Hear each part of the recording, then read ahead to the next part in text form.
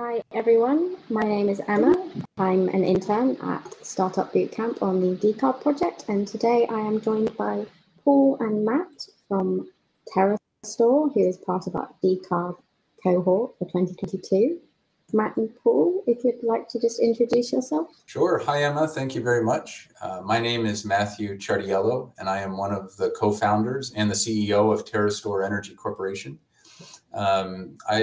Before founding Terrastor, I spent my career in the finance world, working on the financing of large power projects.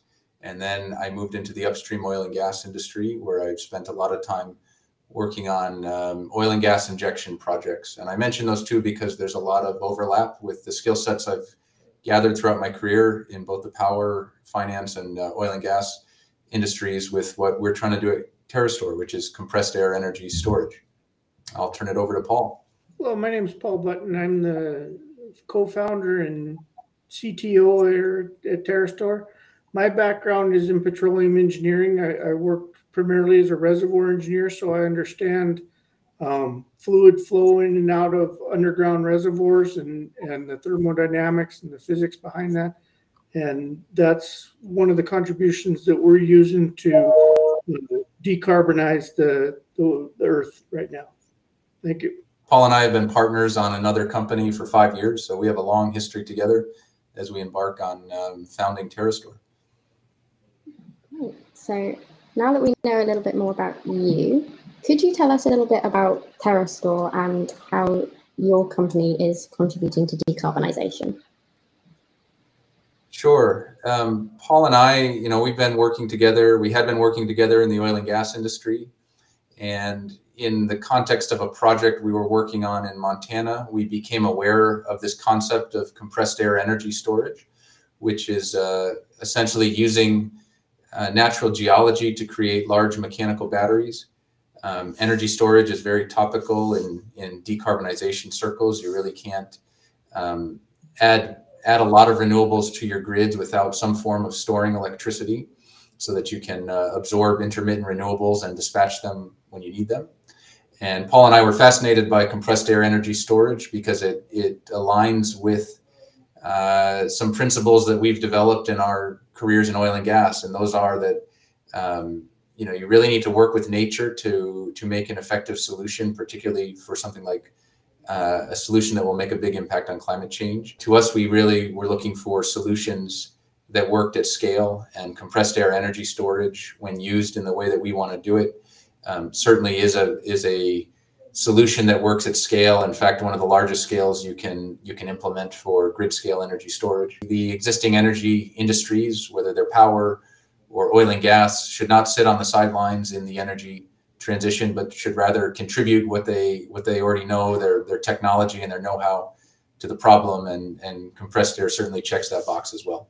So we set out to start Terrastor to identify and develop opportunities for compressed air energy storage, both in the United States and in key markets globally. Right. So you mentioned you were working in Montana and then you found out about compressed air. Was that the inspiration behind Terrastor? A little bit, yeah. Paul and I have both, in our oil and gas careers, Paul for well over 20 years, me for 10 years, for the 10 years that I was in oil and gas.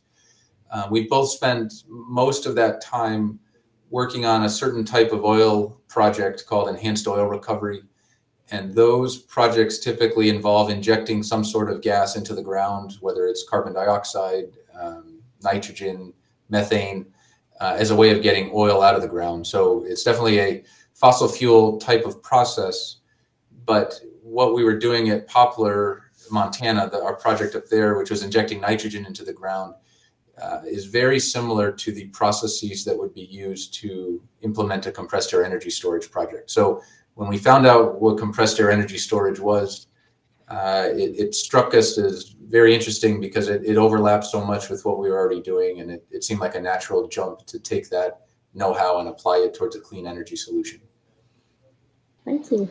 So what have you achieved over the last sort of 2 months working alongside Startup Bootcamp, as well as Mitsubishi and NYK Line?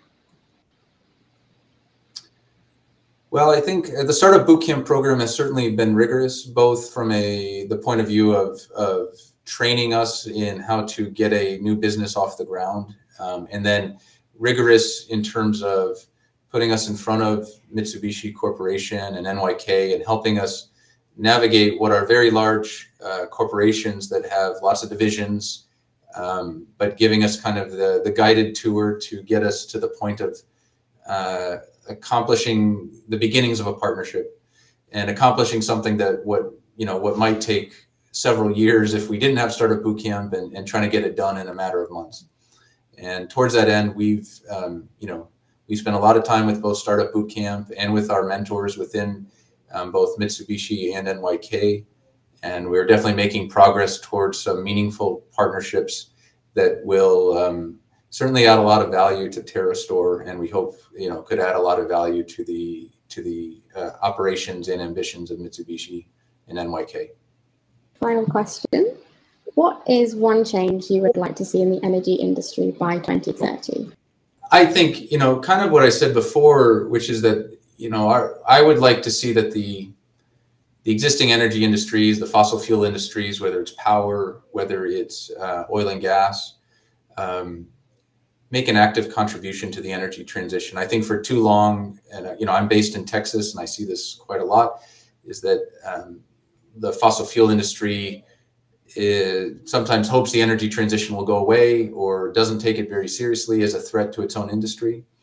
And I don't think that's the right approach. I think that these industries have an incredible amount of engineering know-how, and they know how to implement large-scale projects, and it would be great to see companies within those industries take an active role in driving the transition. My views are very similar to Matt, in that by 2030, what I would like to see is that we achieve a balance between cleaner use of fossil fuels, but also to prepare ourselves in the decarbonation and boost our percentage of green energy or green energy projects, so that as the energy needs of the world increase, we don't continue to grow our fossil fuel dependence.